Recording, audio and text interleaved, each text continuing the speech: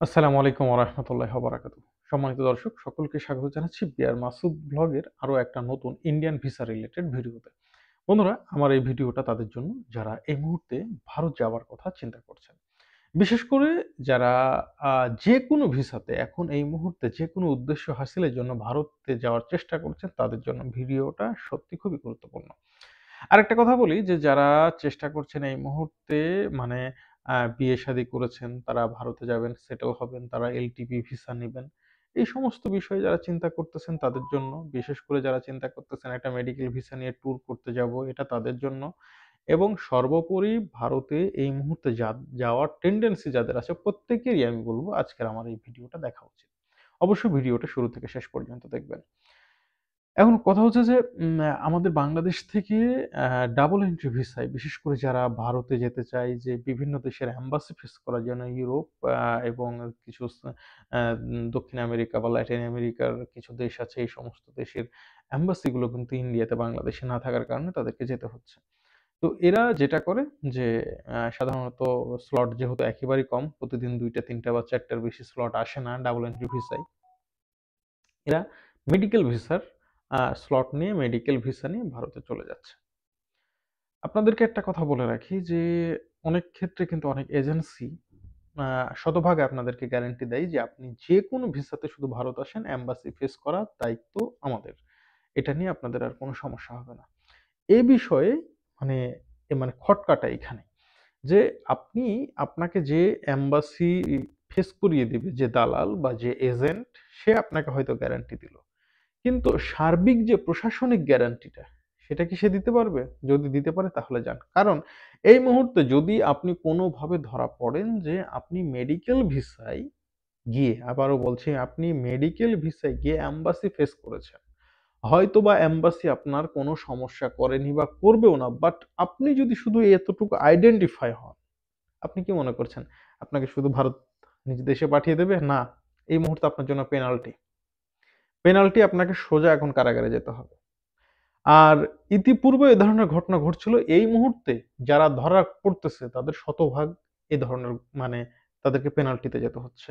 Even হোটেলে যারা উঠেছে, হোটেলে ওঠার সময়তেও কিন্তু সতর্কতা অবলম্বন করতে হবে। হোটেলে যারা উঠেছে আপনারা জানেন যারা দেশের বাইরে যান তারা কিন্তু অবশ্যই হোটেলে ওঠার সময় পাসপোর্টটা দিতে হয়। পাসপোর্টের স্ক্যান কপি বা একটা ফটোকপিও তাদের কাছে রাখতে হয়। তো এই পাসপোর্ট দেখে আইডেন্টিফাই করতেছে অনেক মানে কি বলবো? এদেরকে দুষ্টুও আমি বলব না, মিষ্টিও বলব না। এখন যদি তারা তাদের দেশের জন্য এটা ফরজ মনে করে করবে।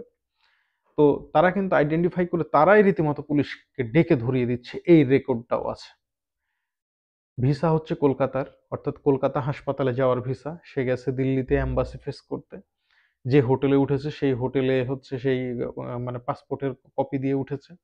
হোটেল কর্তৃপক্ষ যাচাই বাছাই করে সুন্দরভাবে পুলিশকে খবর দিয়েছে। পুলিশ এসে হোটেল রুম থেকে নিয়ে চলে গেছে। একদম বাস্তব কথা। কোন প্রকার ট্যুর তো করা যাবেই না, এ ধরনের কাজও করা যাবে না। আবার আমরা কিন্তু অনেকেই মনে করি যে আমার তো অ্যাটেন্ডেন্ট ভিসা। আমার রুগী কলকাতায় থাকলে এবার আমি একটু পাংখা মেলে ঘুরি। না, আপনাকে রুগীর সাথেই থাকতে হবে। হ্যাঁ, এইটা ঠিক যে আপনি অ্যাটেন্ডেন্ট ভিসায় গিয়ে আপনি এম্বাসি ফেস করলে এই ক্ষেত্রে নিরাপদ মানে মোটামুটি নিরাপদ। মানে ঝামেলা হওয়ার সম্ভাবনা খুব কম। কিন্তু আপনি যদি এই কাজ না করে আপনি ঘুরে বেড়ান যে হ্যাঁ, আমার রুগীকে দেশে পাঠিয়ে দিলাম, আমি এবার ভারতটা একটু ঘুরি। Completely prohibited for you. কারণ ইন্ডিয়া থেকে মানে ইন্ডিয়ান গভর্নমেন্ট কমপ্লিটলি চায় না যে আপনি তাদের দেশে এখন ট্যুর করেন। সুতরাং আপনি কেন ট্যুর করবেন? সুতরাং এই চিন্তা ভাবনাটা আপনাকে ছাড়তে হবে। এই চিন্তার থেকে আপনাকে বের হয়ে আসতে হবে। এবার যারা ভারতে বিয়ে করে ভারতে থাকার স্বপ্ন দেখছেন, ইতিপূর্বে কিন্তু এমন ঘটনা অনেক ঘটেছে। মেডিকেল ভিসাতে ভারত গেছে, তারপর এলটিপি ভিসার আবেদন করেছে। তাই কমপ্লিটলি স্টপ। যদি ইন্ডিয়ান কর্তৃপক্ষ জানতে পারে আপনি মেডিকেল ভিসায় গিয়ে বিয়ে করেছেন, বিয়ে করে এখন এলটিপি ভিসার আবেদন করছেন, আপনি সোজা ব্লক। এক্ষেত্রে পেনাল্টি আরো বড়। এক্ষেত্রে পেনাল্টি আরো বড়। আপনার সংসার করার ইচ্ছাই ঘুচে যাবে। ১০ বছরে যদি ব্লক খান, আপনি সংসার করবেন আর কখন? এটা হচ্ছে একটা বড় সমস্যা। সুতরাং এলটিপি ভিসার জন্য আপনাকে অবশ্যই স্পাউস ভিসা নিয়েই যেতে হবে। ঠিক আছে? মেডিকেল ভিসায় এটা হবে না। আর এই বিষয়টা কেন মানে আরো মানে গোলমেলে হয়ে গেল, কিছুদিন আগে আমি এটা নিয়ে কিন্তু খবরও করেছিলাম। যে এক ভাই মেডিকেল ভিসা নিয়ে ভারতে গিয়ে বিয়ে করেছে। সে কিন্তু অরিজিনালি রোগী, ট্রিটমেন্টও করেছে আবার বিয়েও করেছে।